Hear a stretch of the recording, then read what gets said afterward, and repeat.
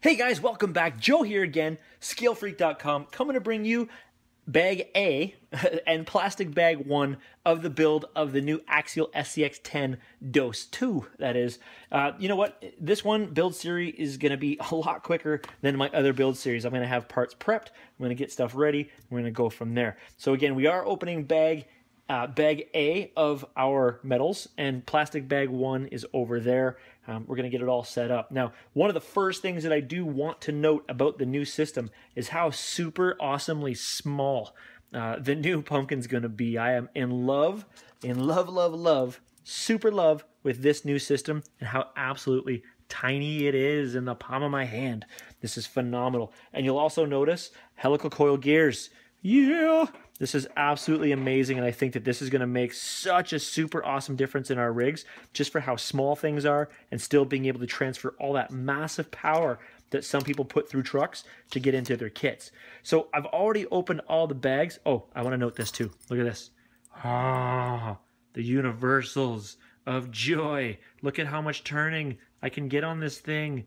I mean, the other one was like, if it was a CVD, you could go like that far. This one, man, I'm so excited for how much turning radius you're going to get with these things. Of course, bearings and all that jazz, it's all in there. Super, super awesome. I absolutely love it.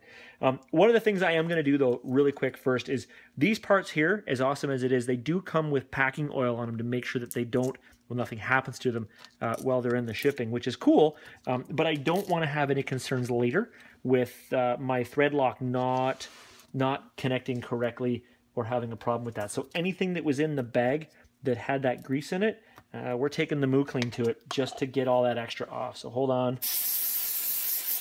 Flip that bad boy over. Move them around. I want to get all that stuff off of there so that we're starting with a fresh surface. For any of you mechanics, you know what it's like when the brakes come in on bags. Get the brake clean on them, get stuff cleaned off, and start anew. So there we've got that all done. Get all the old packing stuff off, or the anti-rusting stuff off of there. So one of the first things going through, and I do have the instructions off to the side because I want to follow the instructions as much as possible, and then maybe give any kind of hints or tips that I may find as I go, is of course build this stuff. We're going to start with axles first. And I'm not going to do them both. I'm just going to build one, show you how it's done, then have the other one built off camera so we don't have to waste too much time. So of course we are calling for this bad boy here, followed by this little locker. Guys, can I tell you how much of a fan I am of this little locker? This is going to change everything. I'm so excited, not only for even the stock stuff, but I'm excited for the aftermarket to pick up this stuff. One more reason why I do like these smaller parts is because building Red Devil Recon, I found that building an ultra light truck is such a neat idea. It runs so well being super, super light that I think for a while I'm going to focus on making a lot of my rigs as light as possible. It changes things, man. It completely changes things. So we're going to find the screws here. 1, 2, 3, 4, 5, and 6. There we go. Now, one thing, again, I do want to completely stress is that you want to make sure you got a great quality set of tools when you're building a brand new truck. One of the reasons being is because you don't want to strip anything out in your first build, guys. For these ones here, I'm going to use these MIP tools. These things are rock solid. There we go. Shake this up. And again, I use the Loctite 222. I just find that this is the best source for my application. And when you're going to be using a lot of screws, what I like to do is use a piece of the garbage bag, put the Loctite directly on there so I don't have to keep going back and forth into the bottle. Lock it up and set it off to the side. So again, just a dip, beep, doop, there we go, and seat this in. Now, I never ever crank all these things down right away. We're talking metal on metal, which is great, but I'll put all 3 screws in a little bit snug, and then from there, you know, tighten them, 1, 2, 3, 1, 2, 3, just snug them down, make them exactly what I want them to be. With this being a much smaller gear, I don't think you're going to have the problem with getting kind of an oblong or a weirdo, what's the word I'm looking for, kind of a weird off-center gear where all of a sudden it kind of does this. But you never know, so you know, do it right the first time. What do they say? Measure twice, cut once. In this case, screw with care, which I guess is a tip I can give all of you. Just whatever you're doing, make sure you screw with care. 1, number 2, And number 3. Perfect. So again, don't smack one down. Just tighten them all a little bit snug. Once they're all tight, a little bit snug, you make sure everything's nice, then give them all a little bit more. Also, a tip that I tend to forget to talk about when you're building kits. When you're building kits that are using Loctite, please give them, if you can, 24 hours before you use them. You want to let that Loctite actually seat in. What a lot of people forget about Loctite is it actually does its job in the absence of oxygen. That's how it hardens up. So just remember to give it a little bit of time before you start cranking stuff down. So now we also got to put our, what do you call those things? Our bearings onto the end of this. So let me pick them out. Where'd it go? There it is. So bearing number 1, not that one. Where is it? Where is it? Where is it? Bearing number 1, bearing number 2. So these are going to be internal bearings. So one of the things you may notice is that there's no bearing sidewalls on them. That's the first thing I noticed when I looked in here, and I went, well, you know what? That actually makes a little bit of sense because nothing should get in this far. No real sediment should make it into this far into the axle. So see how it doesn't have the walls? Pretty cool. I mean, if you get some grease in there, that's no problem. But you shouldn't have anything get in this far or anything of any real substance get in that far into your axle. If you do, good on you. You must have done something right. If you don't, continue on and work on it. So let's find ourselves an axle first. The front and rear will be the same. Oh my God. This is the first time I've had this thing in my hand. Wow. Just, wow. Axial, great job, guys. This is, sorry guys, I'm kind of a little taken back by this. I've been waiting for something like this for a long time. I'm just, wow. Good job, guys. Okay, back to the task at hand. Of course, bearing in the back end. When you're putting the bearing in the front end, I always find it easier, where did I put it? Right here. To stick the gear through there, like so. Bingo. And then jam it in there. Bango. And then slam that sucker back on there because I popped it out. Boingo. So there it is. Seat it in nice. Give it a nice spin. Make sure everything's rock and roll. I like how that goes in there. And it's been talked about in other videos before, and I actually want to mention this. Notice how on this, if I can do the angle correctly, the actual pinion is up. So it's actually going to help take away some of the drive angle, which is amazing. And it also is, because it is the helical, it's going to give you a better angle at the actual crown gear itself, which is phenomenal. This is a nicer idea. The clearance, good on you guys. Like, just a great design. Okay, a little bit of fanboy there. We'll get back to the task at hand. Of course, it does drop in, and I gotta tell you already, this fits way better than their previous axles. Good job, phenomenal. And I'm feeling it here. There's some play. Let me see here. Make sure I got it all snapped in correctly. Oh, it's not bad, actually. Once you get it all set up and you get everything on there, I think there's going to be very minimal play. I don't believe with this axial setup, you're going to need to work too much on massive shims. So I think you should be pretty good like that. Now, we're going to close this little bad boy up here, but of course, bring in the udder butter because I do want to make sure it does call for grease on the setup. But, you know what? Actually, before I even get that far, I want to show you this. Here's this. Ta-da, there's the new one. Get close. There's the old one. Come on. Hold on a sec. Come on, we know we like to do this stuff. Grab a scale, set it down on, pull off the bearings.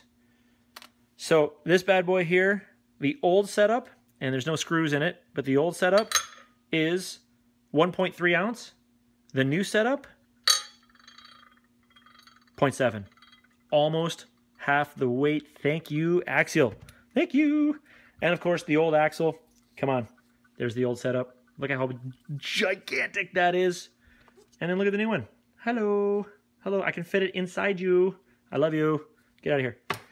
Old one is gone. Let's forget it ever existed. It doesn't exist anymore. You're dead to me. All right. So go back in here. With this, I love my udder butter, and I am not afraid to share it. So I use this stuff with Extreme Prejudice. Yeah, rub it on. There you go. This has become less about a build and more about, I mean, if I get any more excited about this, we may have to put a rating on this video. So just like that, this Utter Butter Grease is my friend, and that's going to be super nice. Now let me grab, of course, one of our beautiful little covers.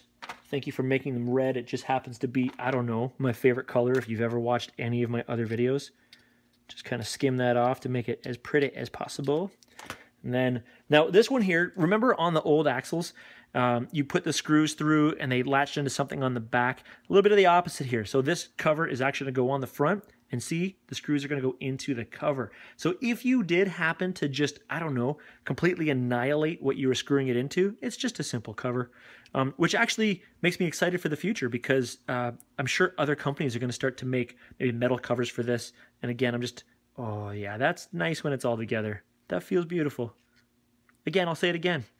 Good job, Axial. You did well. Okay, let's screw that in. I'm going to need to grab these big, bad, long ones here. Get rid of the scale. Get out of here. We're looking for, in this one here, the 18 mil. So, ba-da-da. And we're grabbing our 2. And these are going in on the backside, of course, because that's how it should be. And it screws in real nice. So, first time threading. I love it. It's going in very nice. Now, always, guys, I'm always going to remind you that as you're screwing these screws in, it is creating a heck lot of friction. So do not just keep hounding these screws down. You will absolutely annihilate your plastics if you just keep hammering it in. So get it in there, but do not finish the drive. Just kind of get it almost all the way in and leave it. You're going to eventually finish it, but let the screw cool down a little bit before you finish the drive, because if you keep screwing and the screw is as hot as it can be, as hot as it can get, then you're just going to wind up eating and melting plastic on the inside. So especially the first time you're building a kit and you're hogging out that plastic brand new for the first time, wait for it, let it temper out a little bit, and then come back to it. So even if it's like, yo, I think that's going to be super hot, just give it a minute. Let it rest. I mean, there's no harm in even just leaving them part way in and doing the next step and coming back to it. So I think that's what I'm going to do, is just leave it like that for a minute. So again, no harm in that. But I will put this back on because I'll make a mess more than I already have. So that's how that starts. So already, bang, I'm in love. I love how this is set up. I absolutely am a fan of how small this is.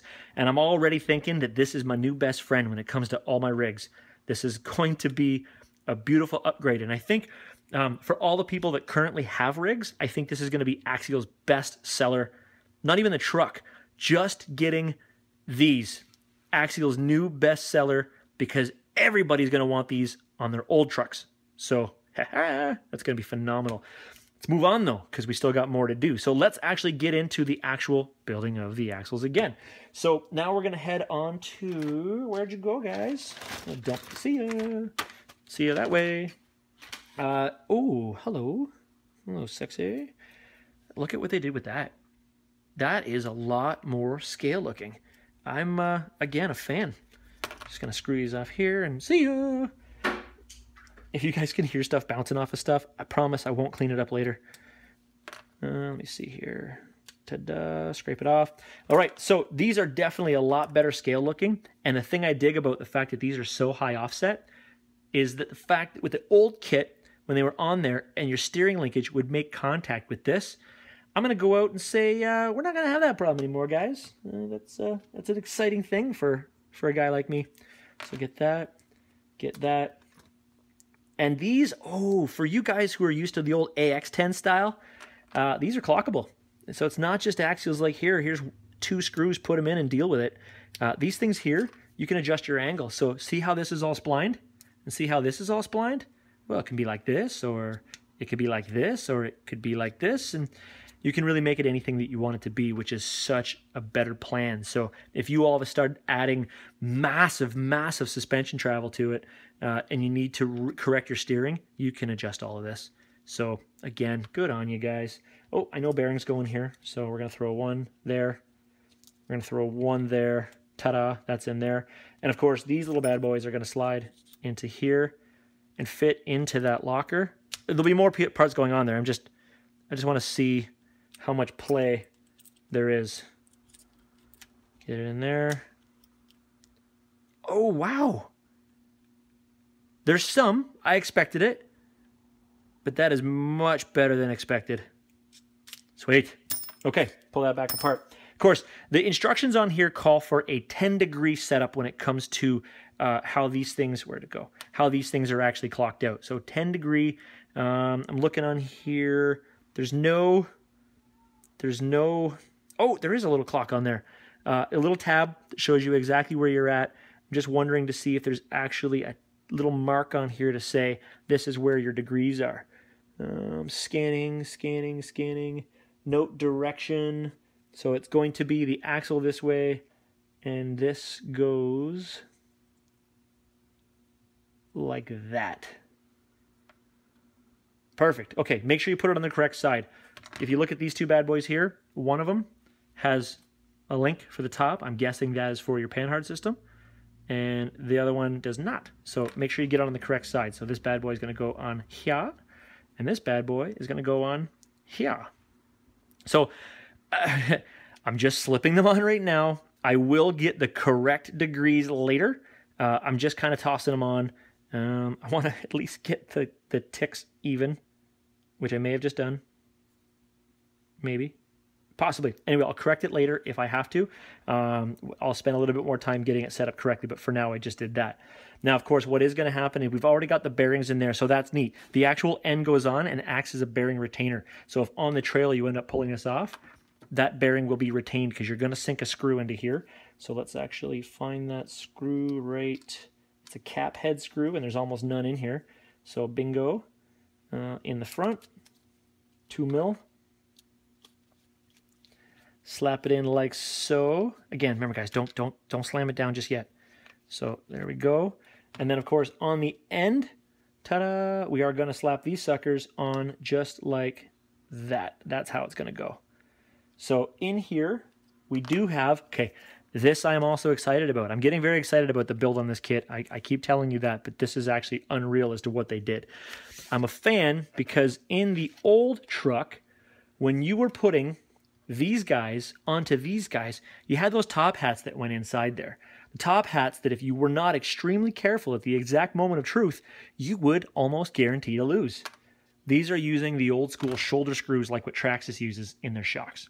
So this already has kind of a hi-hat built into it. So you slap this sucker on there. Well, hold on. Let's put this in here first because it calls for that. Ta-da. Then we're going to put this in, not yet, I got to find the big bearing, like that, into the inside. Sometimes it's easier to do it this way. Put the bearing on like that, and then put that in there, and actually pull the bearing into place.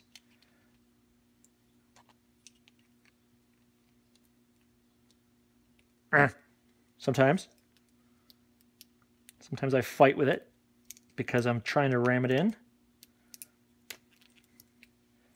Oh, I see what I did, dumbass. There we go. Ta-da. Ta-da. And ta-da, in place. And then, of course, the bearing for the outside, which, is it that one? No, it's not. Normal bearing. There we go. So already I'm seeing that Axial is using very typically standard sizes, which is great because you may already have a bearing kit that this stuff's all just going to port over to. So success on that. So of course slap this bad boy in there, get that bad boy into place, and take those shoulder screws and put it in.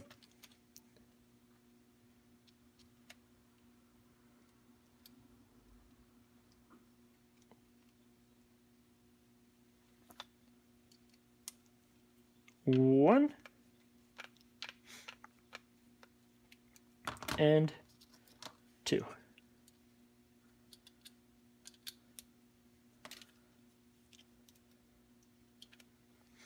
Just like that. So this is going to give you everything you need for that. So that's what it's going to wind up looking like.